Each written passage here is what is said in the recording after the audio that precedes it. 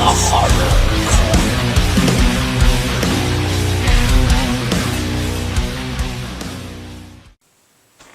Small man, your end approaches, but it is not yet. Take care how you play. The final game now begins.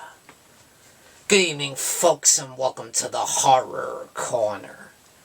I'm your host, Sean Erschen. This week we are doing another movie review. This is Phantasm 4 Oblivion, released in 1998, written and directed by Don Coscarelli once again.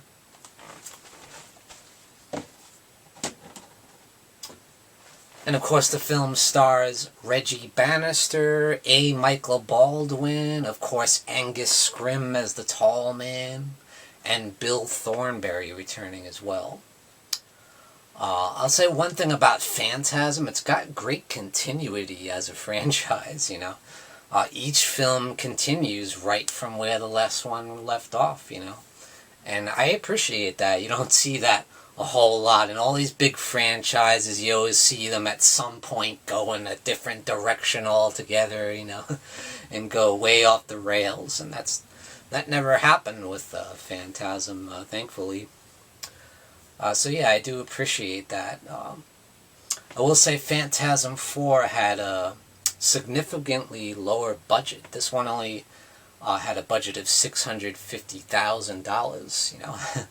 The last couple of films had a much bigger budget, but you don't really notice it, you know. This doesn't really look any cheaper than the last couple, to be honest, but, I mean, if you think about it, the original was only $300,000, you know, and look how great that movie looked, look how well that movie still stands the test of time, you know. It's just a classic, you know. So one thing I noticed that right off the bat, Rocky does not return and Tim does not return from the previous film, Phantasm 3, The Lord of the Dead. Granted, at the end of Phantasm 3, Rocky did leave kind of on her own. She's like, oh, I had enough of this crap, I'm out of here, you know. And so they wrote her off in this film, you know. The funny thing is, Tim, though, was like right there at the end, so it's funny how they just decided to just write him off completely, you know, with no explanation. But probably a lot of people didn't care for him. I thought he was kind of annoying myself. I did enjoy Rocky, though. But fortunately, we do get to see Rocky later on, you know, in the franchise, so that was cool. But here she does not return. But it does still continue the story. You had Reggie there, trapped like he was at the end of Part 3 with the spheres, you know, holding him up against the wall, and then the tall man sitting there, you know, staring at him, you know. But he doesn't kill him. He decides to let him live, you know, like he says at the beginning there, you know, we'll play the final game now begins, you know. And then we see that Michael is still being controlled by the tall man. You know, he's kind of under his spell. And he has a sphere inside his head still. So, yeah, it's pretty crazy. So we kind of see him driving off, you know. And in the meantime, a lot of that takes place in the hearse, you know, and he's kind of just thinking, and his mind is kind of having the flashbacks and stuff. And one thing that's cool is they show some unreleased, deleted footage from the original Phantasm. You show Michael as a little kid, just as he was in the original. And I thought that was really cool, and they used it so well, it seemed to, like, fit right into the story. They even had some unused footage of the tall man, like, hanging up in the tree, and he was stuck and trapped in the tree, you know, just choking because, you know, he can't die, so he would just hang there for eternity if no one let him loose, you know. So Tallman's like, I will never bother you again, and the kid believes him and just lets the tall man go, and of course he wreaks havoc on the whole world, basically, because he's still, again, leaving towns and ruin everywhere he goes, and every town that Reggie passes by when he's driving down the road is just nothing but rubble and wreckage everywhere. You know, it's like that post-apocalyptic kind of feel to it, you know. And along the way, Reggie gets stopped by a cop, and it's this, like, classic Phantasm scene. The cop pulls him over and asks for his license and registration. He turns out to be a zombie and attacks him, you know. And you see the Jawas once again, the classic Jawas. Well, at least they look like the Jawas from Star Wars. They're little guys in the hoods, you know. It's hilarious. We see plenty of those guys returning. And Reggie still has his classic, you know, quadruple barrel shotgun. And Jody returns as well. He's still in the form of the sphere, you know, trapped in the sphere. But he still tries to guide Reggie along. And tries to point them in the right direction to help Michael, you know, even though Reggie's like, oh, I'm done with this, you know. He's had enough, you know. And along the way, he meets another girl, and there's a similar situation like with Rocky, you know. He keeps trying to hit on her, but the girl doesn't want anything to do with him, really. Until one scene they're in bed together, and he, like, pulls the curtain off of her. And instead of boobs, she's got 2 spheres in her boobs. And they come out, and they come loose and attack Reggie. It's crazy. I will say this film is a lot slower paced than the others, you know. It does kind of drag towards the middle, I have to admit, you know. But we do see some cool stuff, like we do see that original footage from the original film, and I appreciated that, so it didn't bother me, but I could see how that might bother some people, because it takes a while for them to get to the, you know, the final act there. But the Tall Man was great, you know. It was so great to see Angus Scrim. He's in fantastic form here.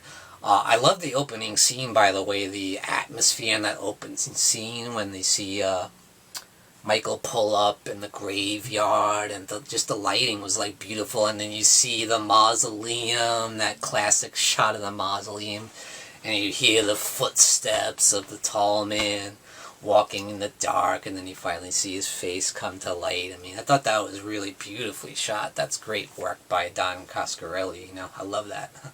It's so eerie. Very well done. So yeah, I really enjoy this sequel, you know.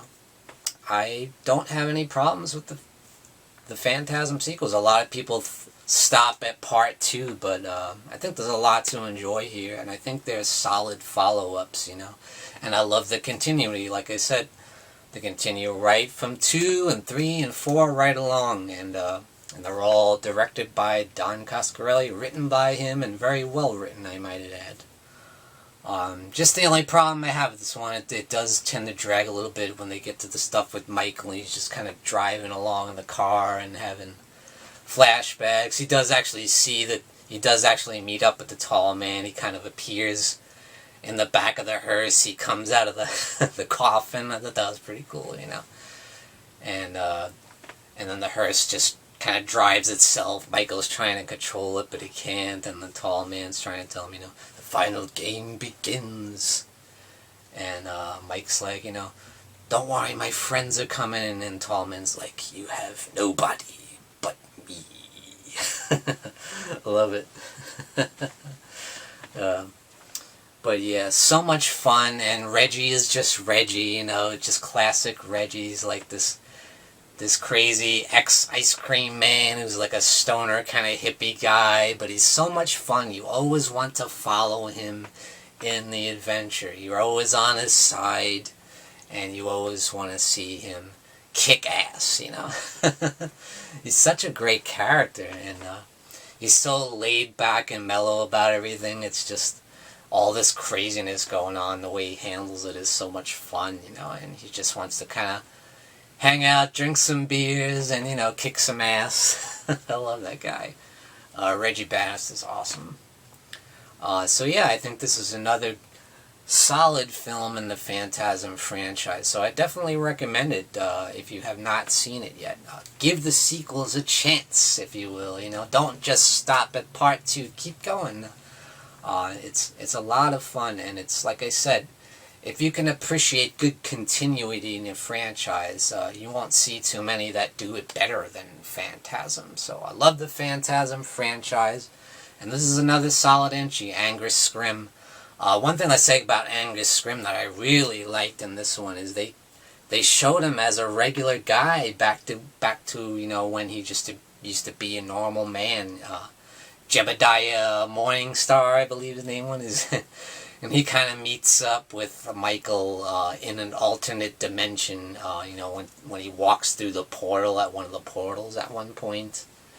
And the tall man tries to talk to him, and he's like, "Oh, how are you doing?" He's got this classic gentleman British accent, and he just seems like a nice old man, That was like a breath of fresh air, and that must have been great for Angus Scrimm to kind of stretch his legs and, do something a little different with the acting, than just being kind of menacing all the time and, doing his shtick as the tall man. It gave him a chance to do something different. I bet he really enjoyed that, And I thought that was cool to see a different side to the tall man, He has different layers to him, But of course he was just in an alternate kind of dimension there, through one of the portals. The multiverse of Phantasm, if you will.